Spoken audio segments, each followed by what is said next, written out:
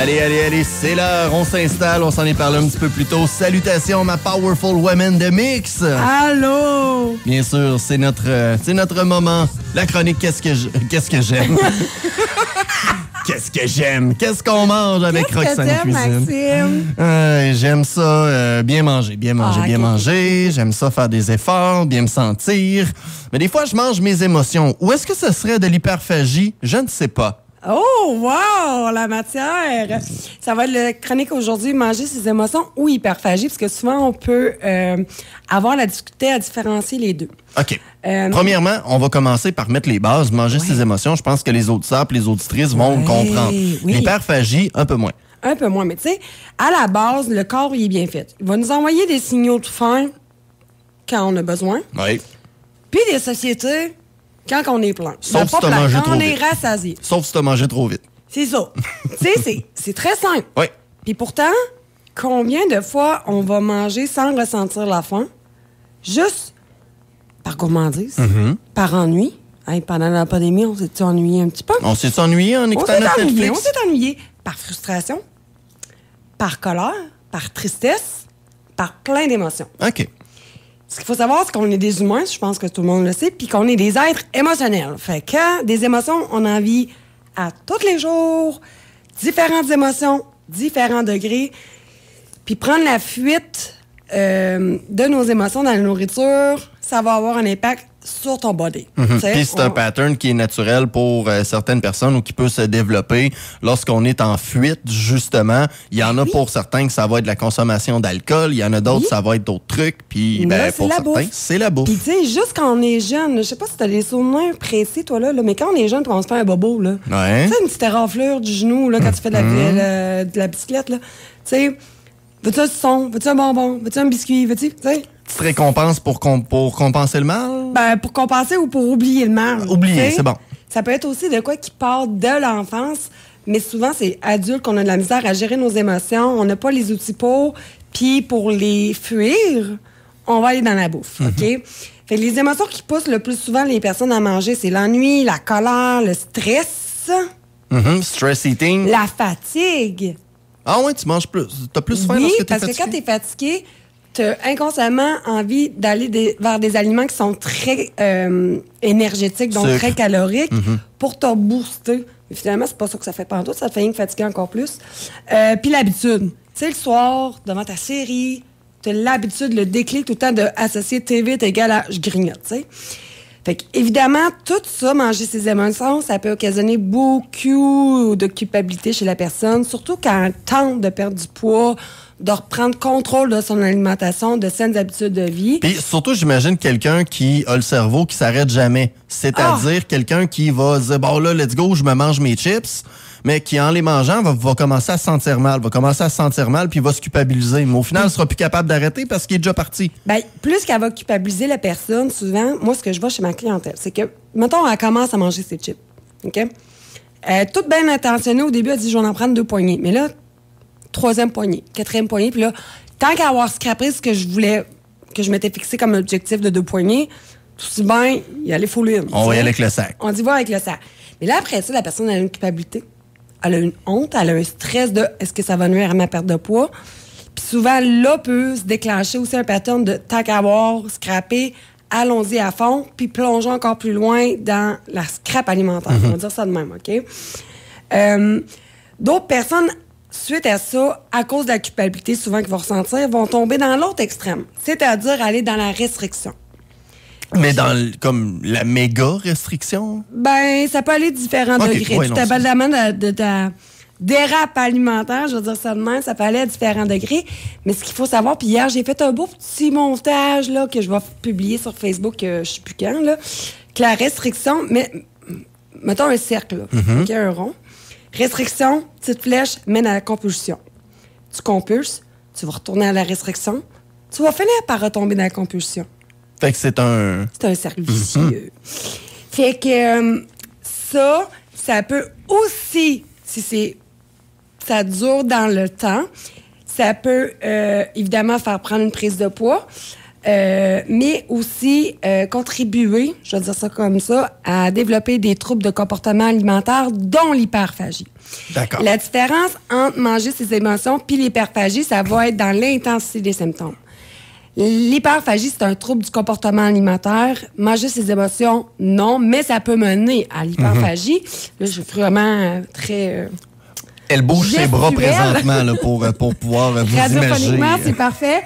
Donc, l'hyperphagie, qu'est-ce qu'il va avoir dans les symptômes également? Il va avoir une détresse psychologique. OK. Vraiment un état dépressif suite à ça. Une humeur dépressive, un fonctionnement général affecté parce que tu es vraiment dans tes émotions, la culpabilité, la honte, la gêne, la peur, des crises de plus en plus fréquentes aussi. Tu sais, manger ses émotions, ça peut arriver à n'importe qui, là.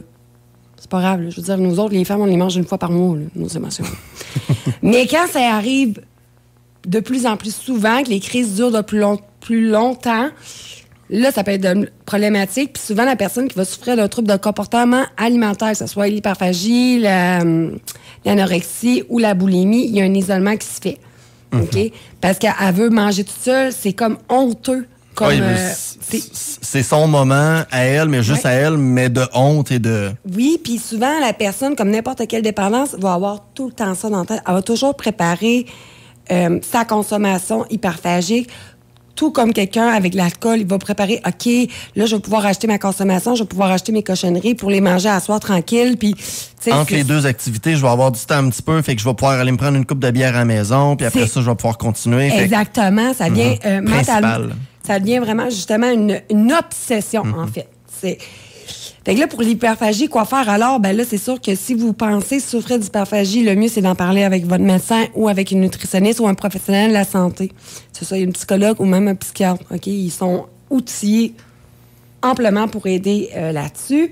Mais pour ce qui est de manger ses émotions, la première chose qu'il faut considérer, puis la première étape, je pense, c'est qu'au lieu de les fuir, de les accueillir, aussi chiantes soient-elles. J'allais dire affronter, mais je préfère accueillir. Accueillir, ça sonne. Ah, ça sonne oui, c'est plus. Mon enfant. C'est plus. C'est doux. Main dans la main. C'est doux. Oui, c'est ça. Puisque les émotions, comme je disais au départ, on va en vivre toute notre vie, OK? Tu peux te lever le matin puis être joyeux, puis 10 secondes après, tes enfants t'énervent. Puis, tu sais, fait que. Quoi vécu? Ah oui? Oui. Mais c'est ça, tu vas en vivre toute ta vie. Fait que ça sert à rien de les fuir, parce que plus que tu vas les fuir, plus qu'à un moment donné, ils vont te rattraper consciemment ou pas, tu sais. Puis des accueillir, donc, comme je dis, autant les bonnes que les mauvaises, c'est pas des ennemis de nos émotions. Je veux dire, on est des êtres émotionnels. Ils ont un but, les émotions. Même ceux qui sont dites négatives.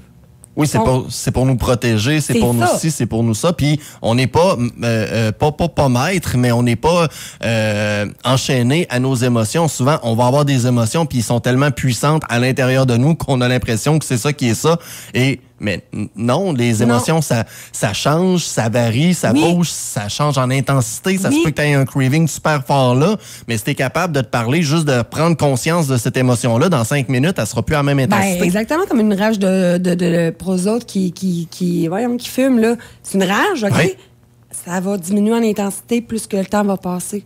Fait que accueille ton émotion, puis ça a l'air full facile dit de même, là, mais tu peux demander de l'aide aussi pour ça, parce que des fois, rien que des reconnaître en soi, c'est difficile. Tu sais, des fois, on peut être triste, mais finalement, c'est la colère qui va sortir parce qu'elle compense la tristesse. Ça, c'est vraiment plus psychologique, les thérapeutes qui pourraient plus vous les expliquer. Mais c'est ça, les vivre, parce que sinon, si tu vis pas puis t'es fu, c'est rien que mettre le plaster sur ton bobo. Là. Tu sais, il guérira pas tout seul, là, cette patente-là. Autre chose... si tu as une émotion, trouve un moyen plus simple peut-être de l'accueillir et de la vivre. Si tu es triste, au lieu de te pitcher dans le pot de crème glacée, pourquoi tu t'appelles pas une amie, un membre de la famille?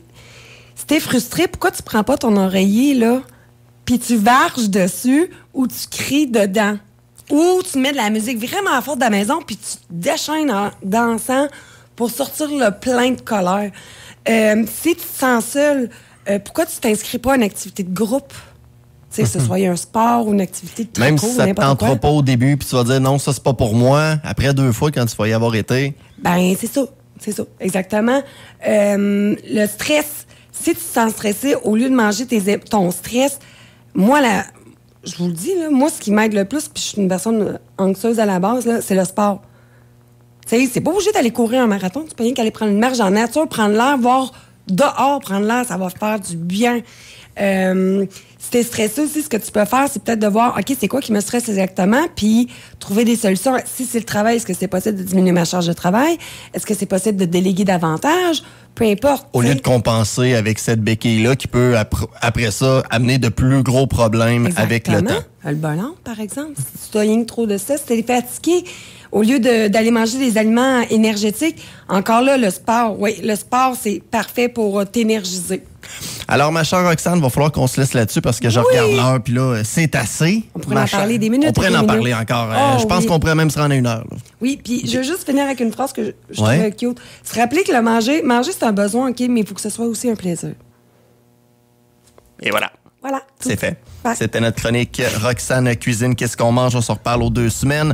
Roxane qui continue de faire de la pop-up live pour vous autres sur son Facebook le mercredi. Jeudi. Voilà, à midi. Jeudi. Toujours, connectez-vous, toujours bien sympathique. Tout le temps le fun de pouvoir voir aussi les belles recettes de ton livre Roxane Cuisine Collation qu'on peut retrouver sur roxanecuisine.com, dans les points aussi, partout en Beauce, en fait. Elle est partout. Oui. Allez, salut Roxane. Salut! La chronique Qu'est-ce qu'on mange vous a été présentée par Roxane Cuisine. Difficile de cuisiner des repas qui sont simples, faciles et qui vont plaire à toute la famille? Catherine Roxane Veilleux vous propose des solutions simples et efficaces pour rendre la cuisine agréable, amusante et plus santé. Son magazine Roxane Cuisine vous aidera à gravir une étape de plus vers l'amour de soi et le développement d'une relation plus saine avec la nourriture.